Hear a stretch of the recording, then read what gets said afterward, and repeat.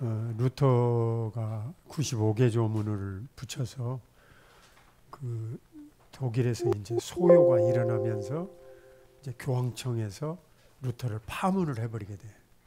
교황의 권위를 거부했다고 그래서. 그래서 이 10월이 루터가 95개 조문을 내걸은 사건 때문에 종교개혁 기념의 달, 10월 달이 늘 그런 행사들이 있게 되어졌어요. 근데 루터의 아버지하고 어머니예요. 루터가 아니고. 예, 왜 여기서부터 제가 출발하냐면 이분들이 그 당시에 독일 그 일반 가정보다는 훨씬 부자였어요. 그래서 광산에 손을 댔는데 구리를 캐가지고 돈을 많이 벌었어요. 그래서 루터 형제들이 여러 명인데 다 대학교를 보낼 수 있는 재정적인 여력이 있었던 거예요. 이제 그런 상황 때문에 이런 그림도 남아있지 않았나. 루터는 이제 어떤 상황에서 이렇게 갑자기 수도사가 됐냐. 아까 저 아버지의 그 염원을 쫓아서 처음에는 법학대학원을 다녔어요. 그래 아버지는 끝까지 반대했어요. 신부가 되는 거를. 그런데 그 당시의 영적인 분위기를 이해해 볼 필요가 있어요. 여기 이제 이런 말이 있죠. 이 나라도 그런데 마귀에 대한 두려움. 저게 일반 사람들에게 그냥 퍼져 있어요. 루터가 살았던 곳은 아이슬레벤이라는 곳인데 동독 땅이에요. 저 산동네. 그런데 저 동독만이 아니고 유럽 전체에서 교회에서 하루에 몇 번씩 종을 치게 했단 말이에요. 가톨릭 성당에서. 그러면 여러분이 파리 노틀담 사원 가도 종이 굉장히 크게 성당마다 다 있어요. 그러면 저걸 왜 쳤냐? 마귀를 때려 무찌르는 힘이 교회로부터 발산된다고 믿어서 종을 친 거예요. 시계가 없어서 친 게 아니고. 물론 시계를 맞춰서 쳤지만 이들이 어떤 생각 속에 살았냐면 유럽은 비도 많이 오고 눈도 많이 온단 말이에요. 날씨가 별로 요즘 우리나라도 안 좋았잖아요. 날씨가 안 좋으면 제일 먼저 영향을 받는 쪽이 가축이란 말이에요. 괜찮아요. 내가 그냥 할게. 가축인데 가축을 키우다 보면 사건, 사고가 많단 말이에요. 잘 자라기보다는 병에 걸리기도 하고 또 이래저래 문제가 생기니까 가축을 뒤에서 사탄이 조절을 해서 마귀가 조절을 해서 죽는다. 새끼를 잘 못 낳는다. 발육이 별로 안 좋다. 그 다음에 일반적으로 모든 사람이 독일은 크게 5개의 군주가 나누어서 다스렸는데 독일이 통일된 것은 1850년대예요. 그때까지 다 이 봉건 제후들이 그냥 따로따로 우리나라 백제, 신라, 고구려 하듯이 통일 국가가 아니었어요. 독일은. 말은 독일어를 쓰지만 그 이유가 뭐냐면 너무 산이 높고 골짜기가 깊어요. 왕래가 힘들어. 우리 설악산이 높고 깊어서 저쪽 안 가잖아.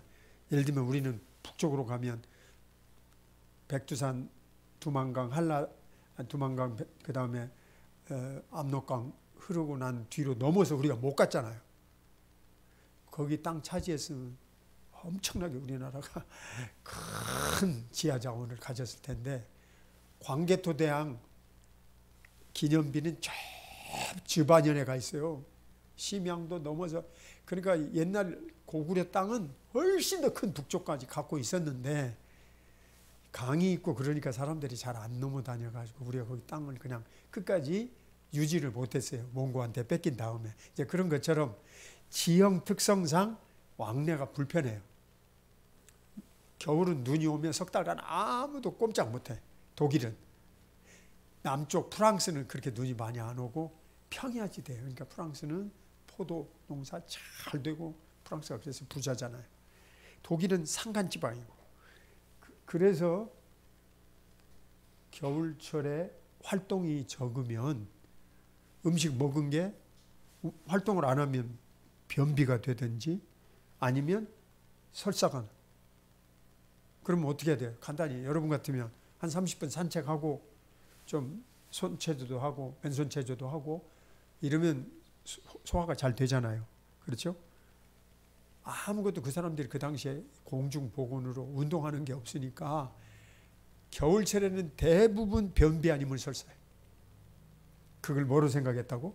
사탄이 내 몸에 들어와서, 그러니까 가축 문제든 내 몸의 문제든 교회에서 마귀를 쫓아내야 내가 좋아진다고 생각했어요. 워낙 민도가 낮아가지고. 예, 그런 수준이었어. 근데 거기에 뭐가 왔냐면 흑사병. 우리 이번에 코비드 많은 사람이 죽었잖아요. 제 집사람의 어머니 장모님도 LA에서 요양원에 계셨는데 19분이 다 돌아가셨어. 코비드 균에. 그런 것처럼 한 번 전염병이 발생했는데 1505년 6월 달에 루터의 바로 밑에 대학생이었어요. 두 동생이 죽었어. 에르푸르트 대학에 교수 3명, 학생 40~50명이 같이 다 죽었어. 그러니까 루터가 두려운 거예요. 이대로 가다가는 이대로 마귀에게 죽었구나.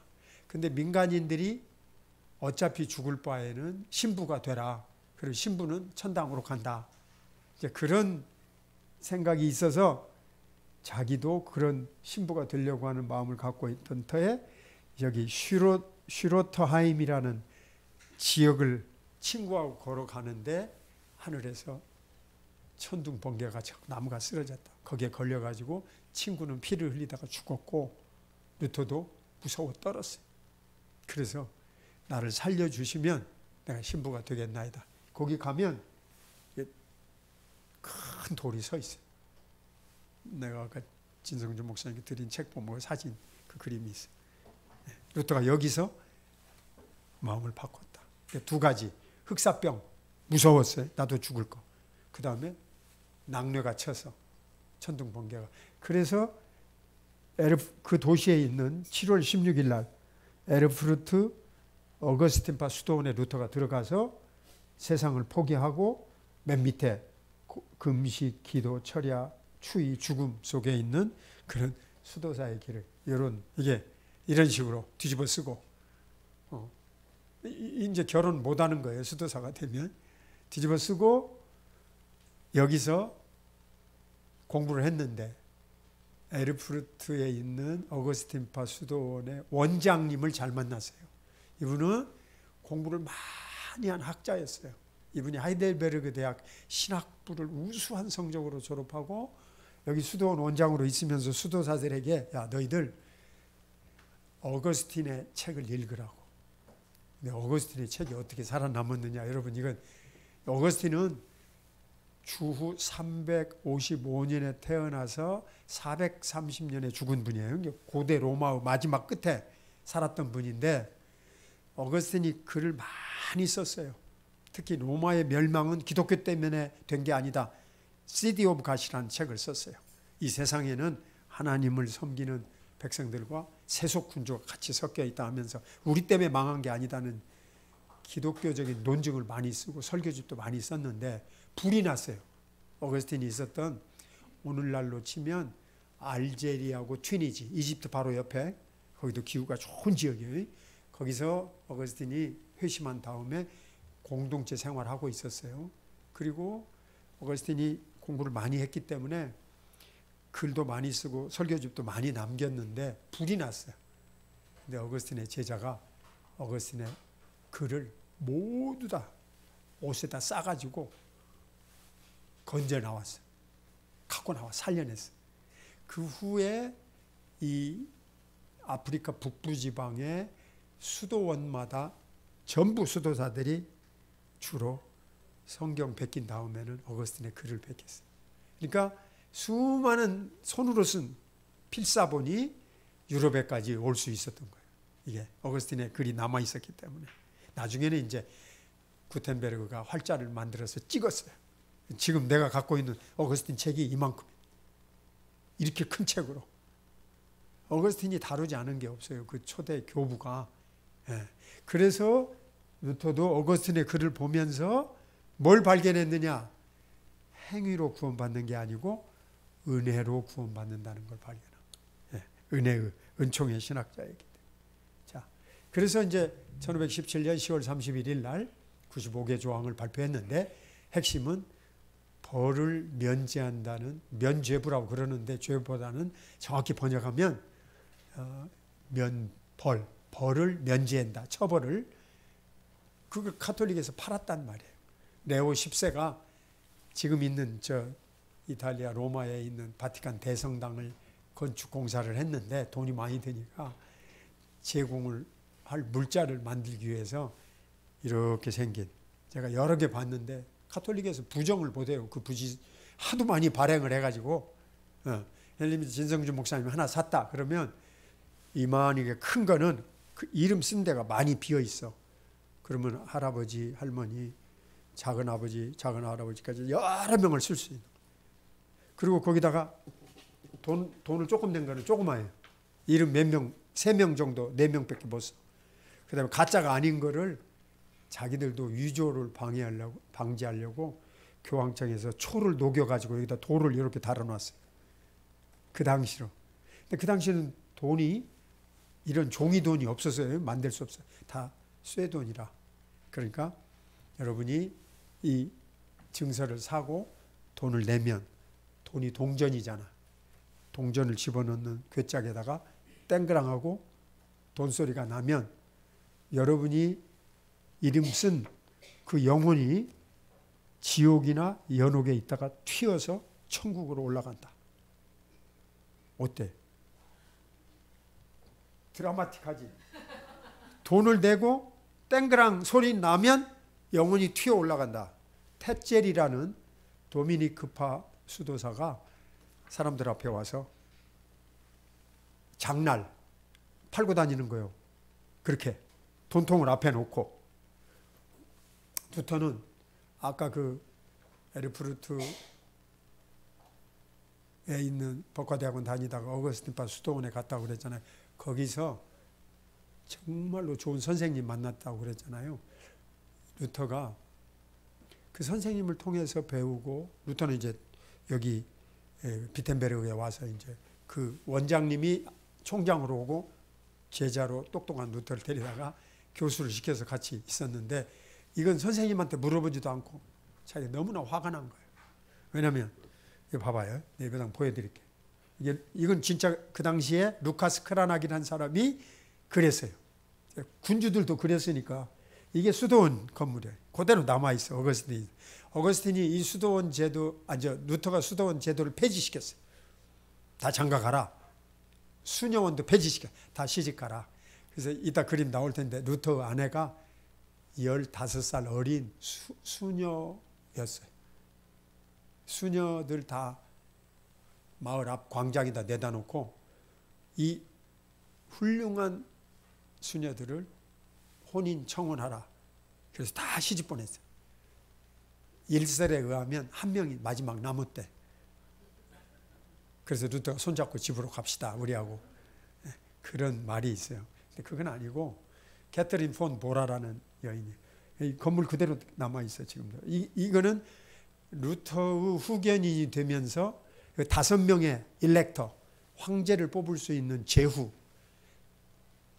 독일 북동쪽 끝에 짝센주라고 하는, 우리나라로 치면 함경남도, 함경북도, 강원도 그 정도를 다스리는 이 프레데릭 3세예요. 이것도 저 위에 그 이름도 써있고 실제 루카스 크라낙이 그렸죠.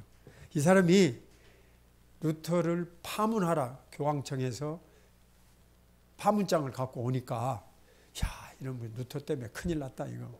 교황청에서는 파문하라고 그러고 이 분위기를 보니까 파문은 못 하겠고, 그래서 이제 루터를 이분은 뭐 신앙이 좋았다기보다도 정치적으로 자기 입지를 위해서 활용했어요. 이 사람이 이 예배당을 지었어요.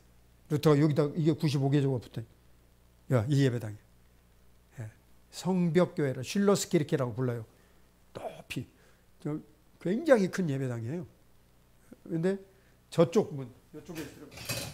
이쪽, 거기다 루터가 학생들이 출입하는 문에다 95개 조항을 써서 붙인 거거든요. 내가 종교를 오늘부터 하겠다. 그게 아니에요. 이 문 앞에 광장에 11월 1일 날 무슨 카톨릭에서 기념일이냐면 지금도 지금 할로윈 데이가 10월 31일 아니에요. 그 카톨릭에서 만든 죽은 자를 위한 기도의 날이에요. 이게 카톨릭이 참 아주 나쁜 왜곡된 축제일을 만든 거예요. 원래는 아일랜드 사람들이 농사를 짓고 주식이 감자, 옥수수 10월 이때 거둬들이고 11월 1일이 옛날 아일랜드의 달력으로 하면 새해가 출발하는 날이에요. 10월 31일 날 아일랜드 사람들은 죽은 자를 위해서 모여서 축제도 하고 수확을 했으니까 매년 10월 31일 날 가난한 자들에게 나눠주면서 토속적인 드루이드라고 하는 토속 신앙을 갖고 있었어요. 그런데 카톨릭이 아일랜드 땅에 전도를 하러 가려고 보니까 10월 31일을 그냥 지나가서는 카톨릭하고 관계가 없잖아요. 그러니까 너희들 다 교회로 와라. 카톨릭 교회로, 예배당으로. 그래서 죽은 자를 위한 기도회를 10월 31일 날, 그게 할로윈이 된 거예요. 할로윈이란 말은 거룩한 자라는 뜻이에요. 이게 토속 종교하고 카톨릭 성당하고 서로 결탁을 해서 어차피 축제일로 노는 날이니까 성당으로 와라. 우리가 죽은 자를 위해서 기도해 준다. 이래서 할로윈이 카톨릭의 축제 날이 된 거예요.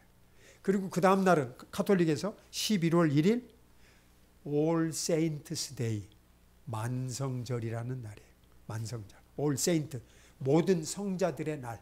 무슨 일이냐? 11월 1일이 되면 성당 안에다가 성자들의 유물과 유품을 쭉 6월까지 전시를 해. 그리고 제일 먼저 들어와서 기도를 하는 사람에게 기적이 일어난다. 이렇게 가르쳤어요. 그러면 우리 어린 학생, 아주 어리지는 않지만 그게 이제 성경에 나오거든. 베데스다라는 예루살렘에 연못이 있는데 1년에 언젠지는 모르지만 한 번씩 꼭 어떻게 했다고? 천사가 내려와서 물을 돌린다. 그럼 기다리고 있다가 제일 먼저 뛰어 들어간 사람이 병 나음을 얻었다 그랬죠? 여러분하고 내가 가면 알 수 있어. 예루살렘에 가면 동문, 동쪽 문 앞이 베데스다 못이에요. 이거는 사람이 먹는 물이 아니고 양떼나 소떼를 끌고 나갈 때 물매기에서 데리고 나갔다가 다시 이제 밤이 되면 춥고 야생동물 앞에 잡히지 않게 자기가 키우는 동물들 데리고 들어올 때 물매기고 들어오는 물이 베데스다예요. 예루살렘에는 남쪽에 샘이 하나 더 있어. 실로암이라는 물이. 실로암. 그거는 먹는 물이에요. 그래서 그 베데스다 못이 1년에 한 번씩 천사가 와서 돌린다. 하나님의 직접 간섭을 이스라엘 백성들에게 보이는 사건이죠. 카톨릭에서 그걸 딱 따다가 그날이 11월 1일도 아닌데 거기다 갖다 붙인 거예요. 그러면 내 질문이, 자기가 11월 1일 날 성당에 제일 먼저 들어가려면 어떻게 하겠어? 11월 1일 날 가서 돼? 줄이 길겠지. 근데 그 당시에는 뭐 줄도 잘 쓰지도 않고 하여튼 광장에서 기다려야겠지. 언제? 전날. 그렇지? 여기 총 인구가 비텐베르그 대학도 있었는데 당시에 총 인구가 이 도시에는 2,000명. 인구가 적던데. 칼빈이 살던 스위스 제네바는 원주민이 6,000명이고 박해를 피해서 온 사람이 또 6,000명, 12,000명. 훨씬 큰 대학교지, 칼빈은. 여기는 그렇게 산골이니까. 그런데 11월 1일 아침에는 어디서 왔는지 5,000명이 오는 거예요. 성당에 장사가 되겠지? 1등으로 들어오면 베데스다의 기적이 일어난다. 그리고 갖다 깔아놓은 게 뭐냐, 이제 들어봐요. 내가 거기 가서 직접 자료 가져와서 책에다 쓴 거예요, 이게. 여기 가서. 예수님, 여기 갖다 놓은 유물이 이게 금 항아리에다가 뭘 갖다 놓은, 예수님에 대한 3가지. 여기 독일 북쪽에 예수님이 베들레헴에서 태어나셔가지고 엄마가 여관도 없고 호텔도 없으니까 아기를 낳아서 구유에 누였다 그랬죠. 그때 밀개 조각이 붙었다 그 말이야. 그 밀개 조각 하나. 그 다음에 예수님이 십자가에서 죽으실 때 가시 면류관 썼다고 그랬잖아. 그 가시 한쪽 그 금에다 이렇게 놓은 거예요. 그 다음에 양손과 발에 새 못을 받겠다. 로마의 사형 방법이 그 녹슨 못 하나 이렇게 예수님에 관한 것 3가지. 그러니까 갓난아기가 아프면 예수님이 갓난아기 때 밀겨 조각에 붙어 있다고 그러니까 그리 달려가야 할 거 아니야. 응? 그 다음에 이제 마리아의 머리카락 3개. 나는 그리 가야겠지. 그 다음에 성 제롬, 그 성경을 라틴어로 처음 번역한 성자가 있어요. 주 4세기에 베들레헴에 살면서 땅속에 들어가서 그것만 했대. 근데 그분이 오래 살았어요. 밥은 친구가 빵은 내려주고 땅을 파고 여자들 쳐다보면 아까 그 바로 왕같이 마음이 뒤집힐 것 같으니까 땅속으로 들어갔어요. 이 사람이. 여자들 안 쳐다본다고. 그래서 성경만 처음 라틴어로 번역해서 그 제롬의 이빨 하나 오래 살았거든. 이빨이 튼튼해서. 근데 요새는 치과도 많지만 옛날에 무슨 치과가 있었겠어. 중세시대 때. 그런 식으로 해서 유물이 2,000개. 2,000개를 제대로. 진짜 있겠어? 어떻게? 아, 똑똑하고. 아니지? 내가 영국에서 이런 얘기를 했어, 한번. 저 뒤에 있던 사람이 손을 딱 들더니, 아니, 왜 교수님 그걸 꼭 없다고만 봅니까? 기적이 있을 수도. 당신 카톨릭이지? 그랬더니, Are you Roman Catholic? Yes, I'm. 그래. 그러면, Let me talk to you. 내가 너한테 설명할게. 그러면 예수님의 녹슨 못이 스페인 저 바르셀로나 저 성당에도 하나 가 있고, 프랑스 하나 가 있고, 이탈리아에는 여러 개가 있고, 목숨도 도대체 어디서 나왔냐? 왜? 하나님은 기적이니까 기적으로 만들어낸대. 이게 카톨릭이에요. 지금도 스페인, 포르투갈, 이탈리아 모든 성당에 벽에 다 있어. 유물과 유품이. 지금도 그 기적을 믿고 앉아 있어. 가짜지? 응? 그러면 제일 먼저 들어온 사람이 병을 낫는다 그랬잖아. 이 성당은 옆문도 있고 뒷문도 있어. 앞문만 있는 게 아니고 밤새워 기다려봤자 헛일이요. 만약에 매일 먼저 온 사람이 병이 낫는다고 하면. 그지? 왜? 부자들이 황금을 싸가지고 여기 주임 신부한테 옆문으로 돈을 바치고 벌써 다녀갔어. 여러분은 다 꽝이야. 아무것도 없어. 그걸 5,000명이 기다리고 앉아 있는 거를 루터가 대학 교수로서 젊은 1483년생이니까 1517년이면 34살이에요.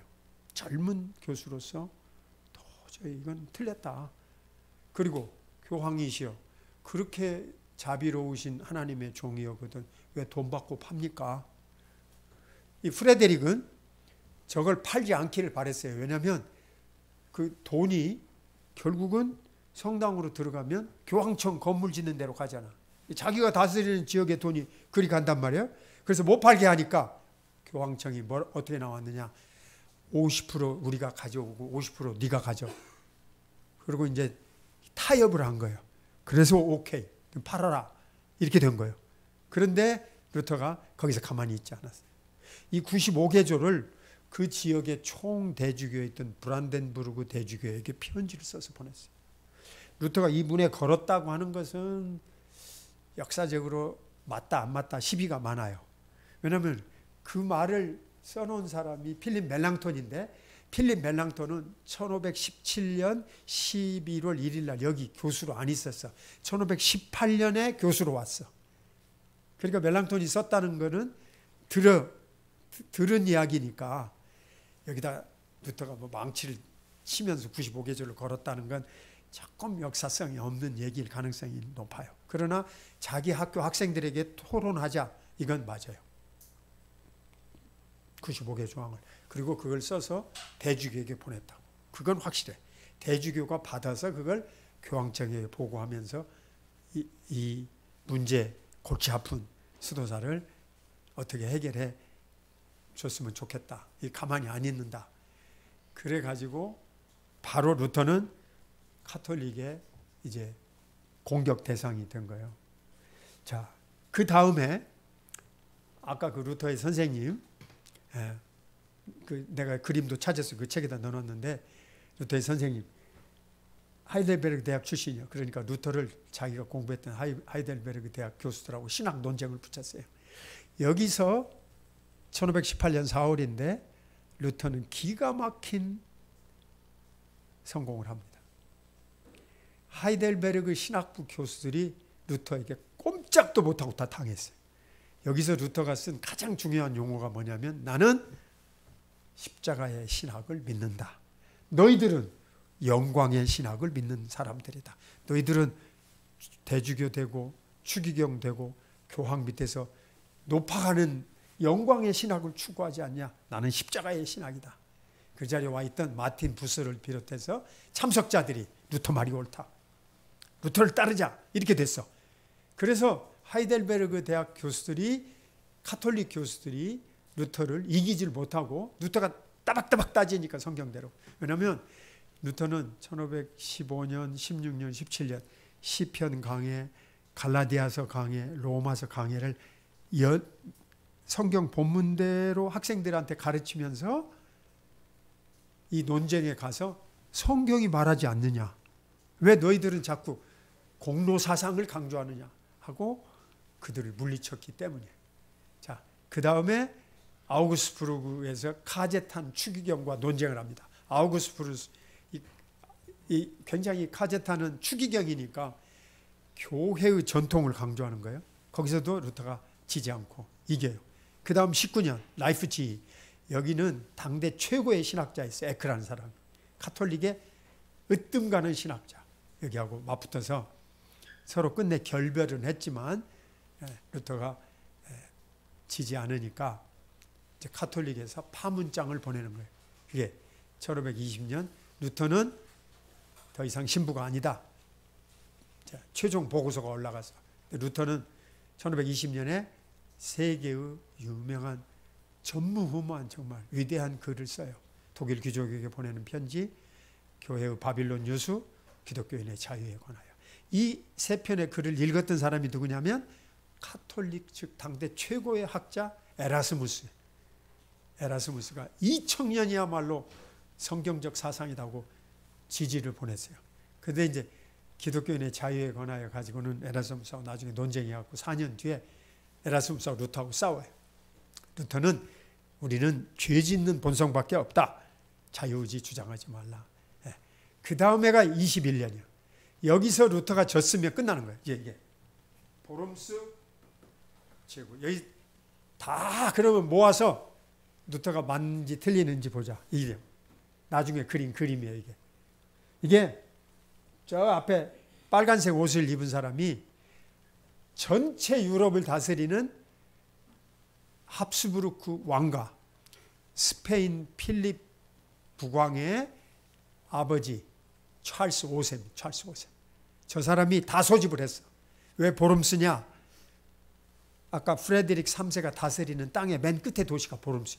거기까지는 안전하니까 내 치리권 하에 루터를 데리고 가서 회의를 하자. 여기서 황제 앞에서 루터가 부들부들 떨었어요. 제대로 답도 못했다고 하는 것 같아요. 내가 여기 갔는데, 그런데 한 가지는 확실하게 루터가 대답했어. 뭐라고? 내가 지금 여기서 답을 못하겠다. 나에게 시간을 달라. 그건 루터가 말했어. 그 다음에 내려와서 이제 숨는 거예요. 그 보름스에서 서로 양쪽 주장을 하다가 옥신각신하다가 결론은 찰스 5세가 루터를 죽여서 없애버리라고. 교황청에서도 싫어하고 정치적으로도 이거 골치 아프니까 이거 없애버리자 했는데, 아까 그 프레드릭 뚱뚱한 양반이 자기 마차에다가, 황금 마차예요. 그러니까 제후의 마차인지 알아요? 그건 누가 뭐 손대 못 대는 거지. 루터를 태워가지고 루터를 죽이려고 70명이 왔다 그래요. 근데 자기 제후의 마차에다 태워서 루터를 숨겼어. 이게 발트부르크라는데 성에다가 쏜살같이 가서 70명이 잡으려고 왔는데 여기서 루터가 뭐 했냐? 이거는 자기가 살았던 수도원 건물이고 이게 아내 나중에 만난 루카스 캐서린 폰 보라 하나가 빠졌는데 뭔가 하나가 빠졌는데 어쨌든 이거는 수도원 폐지시켰고 루터가 2층에 살았고 1층은 식당이고 그 다음에 저 2층 조그만 방들은 전부 학생들이 살았어. 아내 어때요? 진성준 목사님. 애기도 여러 명 낳았고 아주 똑똑해. 저 연세대학교 어떤 교수가 독일 유학 가서 루터에 대해서 연구를 했는데 지도 교수가 또 새로운 것 연구해 오라. 지금까지 우리가 보지 않은 거를. 그런데 자기가 아무리 봐도 뭐 쓸 게 없더래요. 어? 지금 독일 유학 가서 몇 년째 이 빈손 들고 가나. 근데 또 그날도 아내가 막 투덜대면서 여보 당신 박사도 못 받고 한국 가서 어떻게 하려고 하냐고. 옳지. 우리 마누라가 나를 막 이렇게 하는 거 보니까 루터도 마누라하고 사이에 막 이런 게 있었을까? 그래갖고 교수님한테 갔어. 내가 루터하고 아내 사이에 가정관계에 대해서 박사 논문을 쓰면 좋다. 그거 누가 연구 안 했으니까 루터의 아내를 연구해보라. 그래서 그 사람이 박사 됐어요.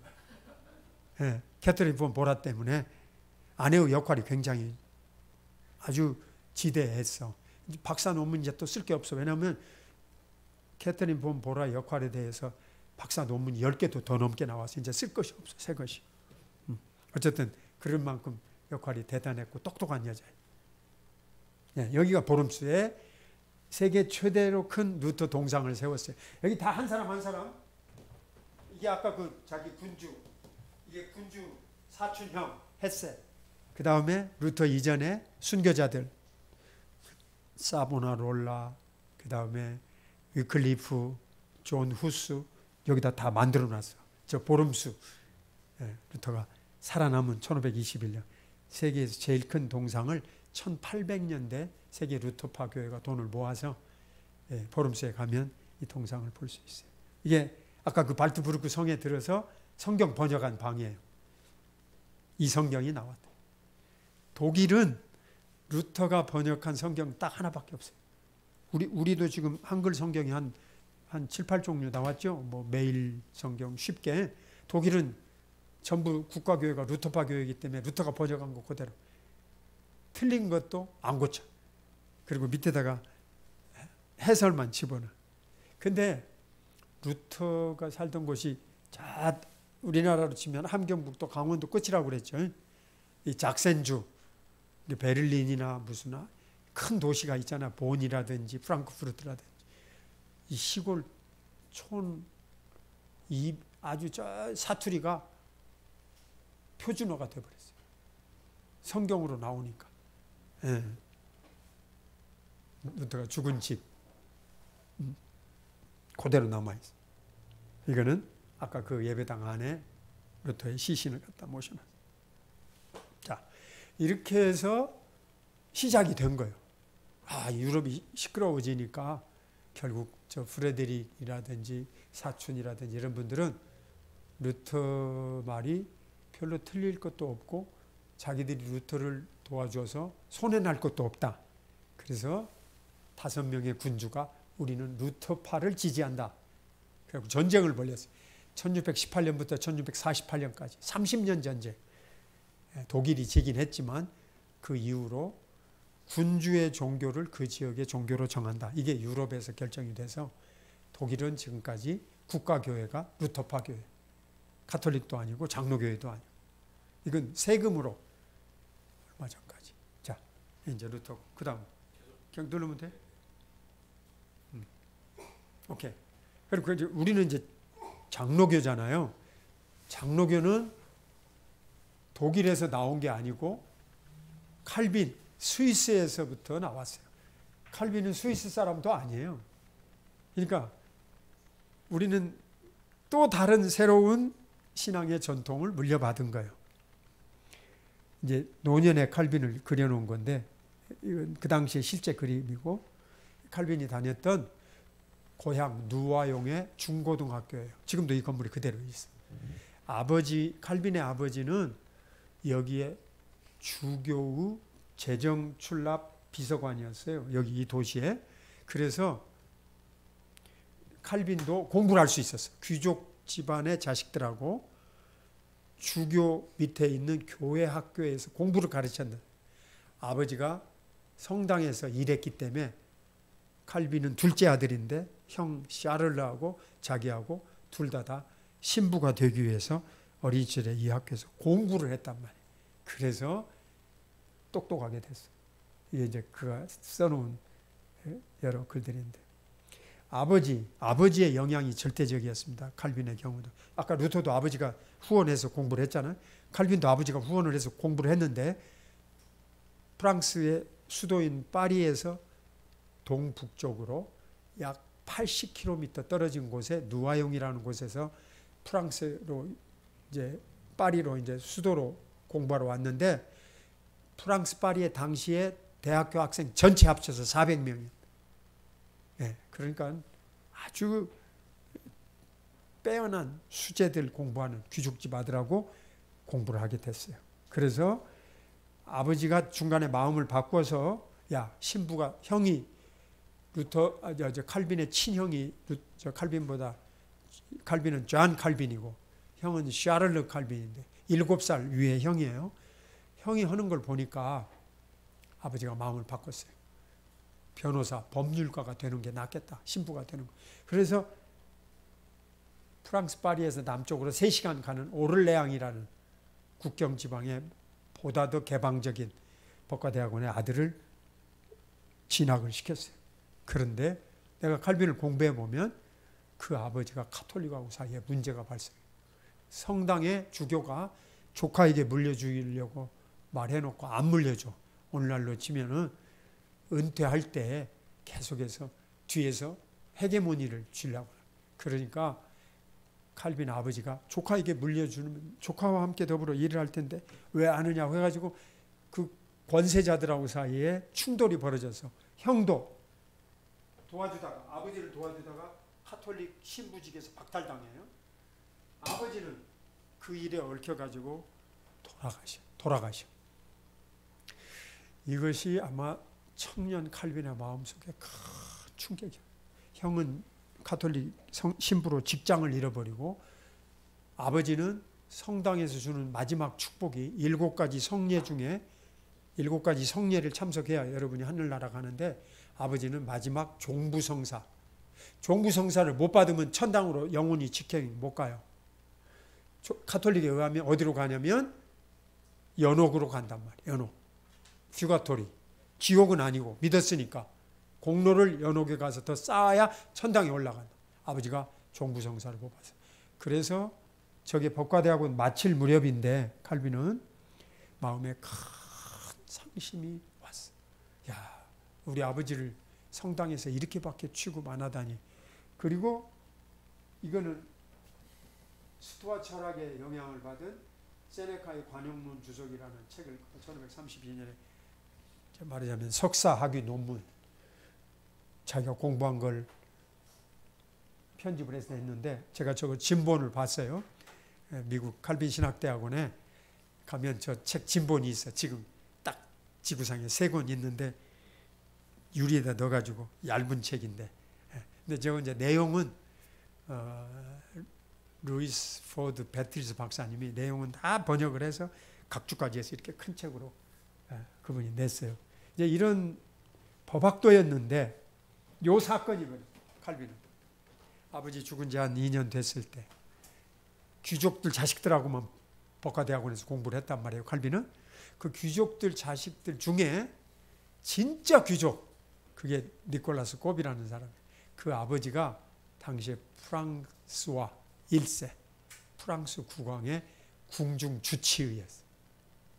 그 아들이 파리 대학에 학장으로 취임을 하는데 연설문을 발표했어. 신학부 교수, 의학부 교수, 법학부 교수, 교수들 다 앞에서. 근데 지금 저거 내가 번역을 했거든요, 한국말로. 내가 처음 쓴 책에다 저걸 넣었어요. 한 7페이지 정도 되는데 100% 내용이 뭐냐면 루터가 95개 조문에 쓴 것과 똑같아. 이 니콜라스 꼽의 연설 내용이 믿음으로 구원 얻고 행위와 공로로 구원받는 게 아니다. 저 연설문이 칼빈하고 어떻게 관련이 있느냐. 칼빈의 유품에 연설문 원본 조각이 나왔어. 그러니까 누가 썼냐? 칼빈이 썼을 거라고. 예. 그래서 칼빈도 체포 대상자가 된 거예요. 그래서 친구들 40명이 체포됐는데 칼빈이 도망갔다. 창문 넘어서. 어디로 갔냐? 저 앙굴룸이라는 곳에 갔어요. 그래가지고 거기 가서 혼자서 이제 연구를 하기 시작한 거예요. 거기 가서. 그래서 나는 교황의 미신에서 이 사건 이후에 벗어났다. 자, 이게 기독교 강요라는 초판본 책이. 혼자 공부했어. 선생님이 없었어. 법학도 했어. 카톨릭 자기를 잡으려고 그러니까 자기 친구 귀족 뒤띠에라는 프랑스 남부 그 집이 다 다스려.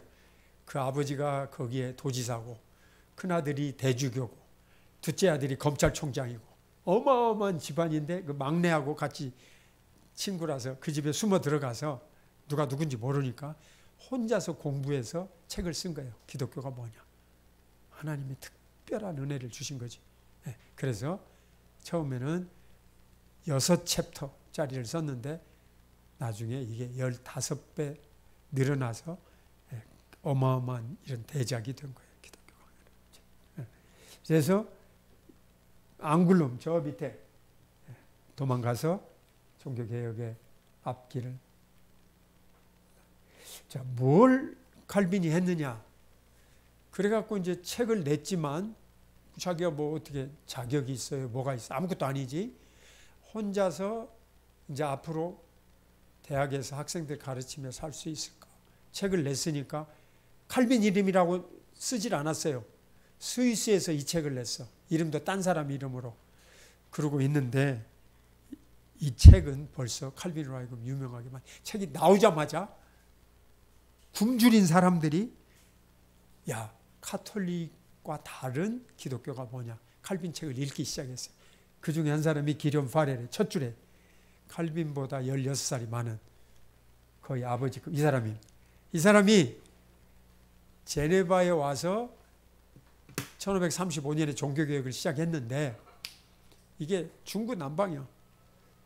카톨릭으로 돌아가자는 사람, 또 제세례파들 일부 급진주의자들은 싹 때려 부수고 확 다 바꿔야 한다는 사람, 온건파는 적당히 바꾸자는 사람, 아까 말한 6천 명이 150명의 중의회 의원, 60명의 상원, 15명의 최고위원회 이렇게 자치도시예요.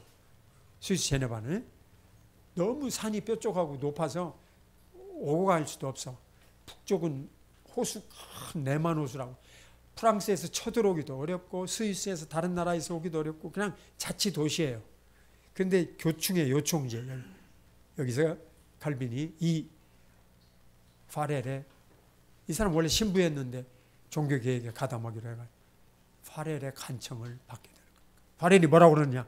너 여기서 나와 함께 네가 쓴 책대로 설교해라. 그러니까 나는 자격도 없고 아무 준비도 안 됐습니다. 그런 소리 하지 마라. 네가 만약 내 말 안 듣고 여기서 떠나면 너는 요나와 같은 놈이다. 요나. 하나님이 어디로 가라고 그랬어? 니느웨로 가라고 그랬는데 다시스로 가는 배를 탔잖아. 배가 뒤집혀갖고 난리가 났고 자기만 물에 빠졌다가 고기 뱃속에 있다 나와가지고 기어코 다시 갔죠. 너는 기어코 돌아올 놈이니까 못 가. 그래서 여기서 종교개혁의 설교자가 된 거예요. 하나님이 특별히 빚은 사람. 얘는 칼빈을 많이 도와줬던 마틴 부서. 처음에 하다가 쫓겨나서 3년간 마틴 부서하고 같이 있다가 다시 돌아오고. 이 그림을 본 사람이 많지가 않아. 기억하는 사람. 칼빈의 아내예요. 칼빈은 프랑스 여자예요. 남편하고 같이 교회를 나왔는데 칼빈의 교회에 남편이 흑사병으로 죽었어요. 딸도 하나 있고 그런 여인하고 결혼했어요. 나도 하나님 앞에 순결하지 못한 사람이니까 뭐 장가를 간 사람도 아닌데 믿음과 신앙이. 근데 딱 9년간 결혼 생활했어요. 아내하고. 아내가 칼빈하고 사이에 아이삭이라는 아들을 낳다가 늦게 출산을 하면서 하혈을 해가지고 아기도 죽고 이 엄마도 병에 걸려가지고 9년 만에 하늘 날아갔어요. 근데 칼빈의 글에 보면 이 아내를 너무너무 잃고 가슴 아파서 한 달간 태양을 보지 않고 울었다. 이렇게 편지에 나와 있어요. 아내를 참 많이 사랑했는데. 자, 칼빈의 신앙의 핵심은 뭐냐? 저는 이거라고 생각해요. 한번 첫 줄 읽어봐요. 시작. 예, 이게 칼빈의 편지에 나온 나의 심장을 하나님 앞에 바쳐. 내가 그래서 이 책을 썼어요. 이대로. 예, 그리고 요 배지가 이게 칼빈의 스위스 제네바 교회 배지인데 2009년 칼빈이 1509년 7월 10일 날 생일이거든요. 예, 2009년 탄생 500주년 때 내가 한국 대표로 가서 발표를 했어요. 발표하면서 이걸 설명을 했어요. 그래서 좋은 추억이 있는 이런 신앙을 우리에게. 내가 칼빈의 그 마태복음 8장 19절 주석인데 나는 이 구절을 읽으면서 너무너무 감동이 됐어요. 자, 우리 자매 한번 읽어보시죠.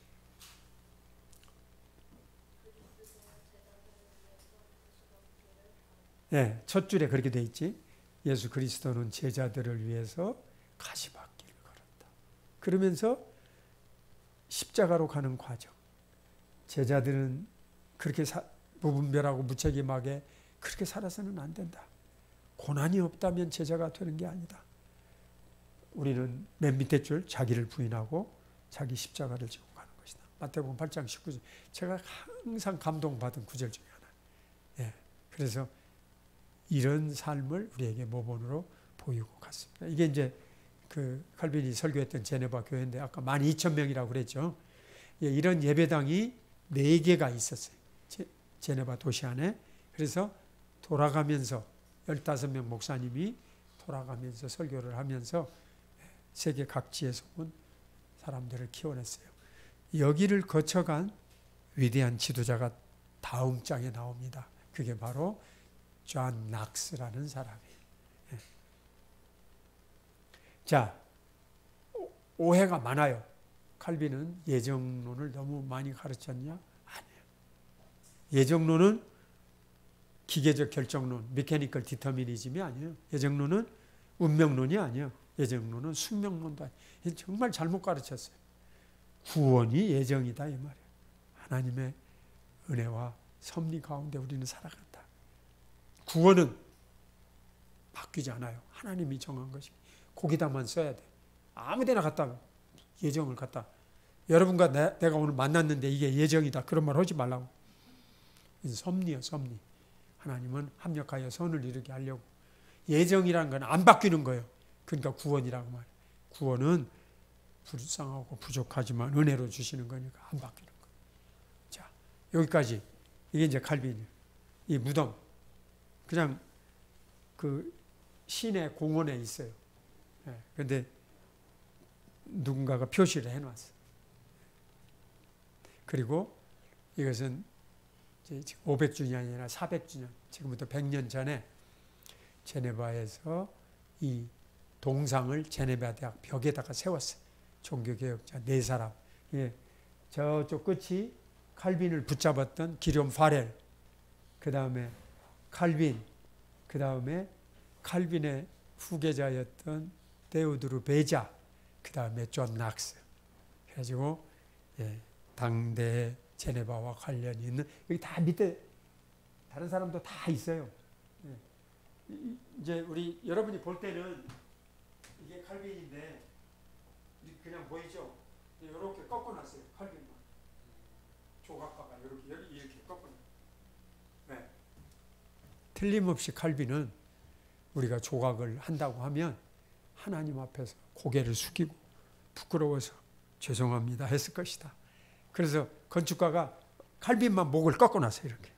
옆에서 보면 칼빈이 이렇게 15도로 튀어나와 있어요. 칼빈만 땅을 쳐다보고. 그리고 다른 사람은 반듯하게 세우고. 그런 역사가 있어요. 자, 이 신앙이 우리하고는 좀 거리가 멀어요. 독일도 벌고 스위스도 벌고.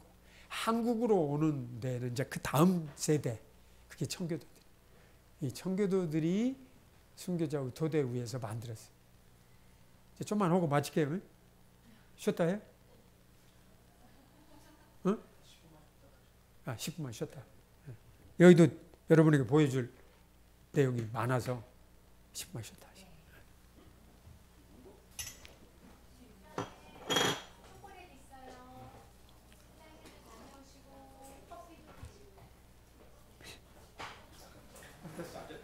여기서 안 보이는데 이쪽은 이쪽은 보이나? 이제 꽃을 좀 치워드려. 이렇게 하면 이렇게 하면 보여? 여기도?